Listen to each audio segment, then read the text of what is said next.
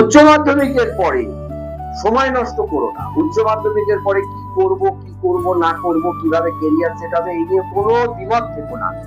আমার কথা বিশ্বাস করো, I am guarantee you, assuring you, আমি তোমাকে নিশ্চিতভাবে বলছি, তুমি শুধু উচ্চ মাধ্যমিকের পরে জেনপাস ইউজি, যদি সায়েন্সের স্টুডেন্ট হও, জেনপাস ইউজিটা দাও, আমাদের এখানে গাইডেন্স পাবে।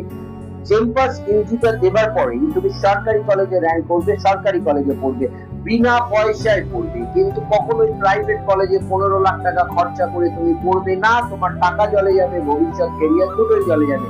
প্রাইভেট কলেজে পড়বে না, ভালো করে জেনপাস ইউজি প্রিপারেশন নাও, নিয়ে সরকারি কলেজে পড়ো, সরকারি কলেজ থেকে বেরো, তোমার সরকারি চাকরির দায়িত্ব আমার। বিএসসি নার্সিং সরকারি কলেজ থেকে পড়ে কেউ বেকার নেই।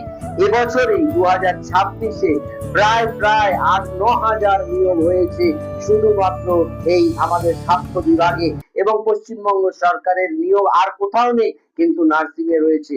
পশ্চিমবঙ্গের নিয়োগ আর কোথাও হচ্ছে না সরকারি চাকরিতে, নার্সিং এ হচ্ছে, এবং তুমি তার নমুনা আমাদের ইউটিউব চ্যানেলে দেখতে পাবে। আমরা দিয়েছি এবারে পশ্চিমবঙ্গ সরকার স্বাস্থ্য বিভাগে কত রিক্রুট করিয়েছে। তো সেই জন্য বলছি, উচ্চ মাধ্যমিকের পরে BSc Nursing is the best option for the science students.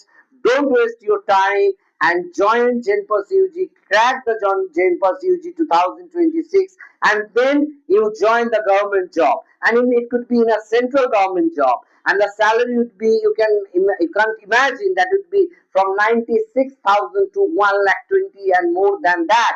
So 1,00,000 টাকার চাকরি উচ্চ মাধ্যমিকের পরে কেন্দ্রীয় সরকারের যদি করতে চাও, তোমরা এইমস এর বিএসসি নার্সিং দিতে পারো, বা জেনপাস ইউজি 2026 পশ্চিমবঙ্গ সরকারের জয়েন্ট এন্ট্রান্স, যেটা West Bengal joint entrance board দেয়, সেটা করতে পারো।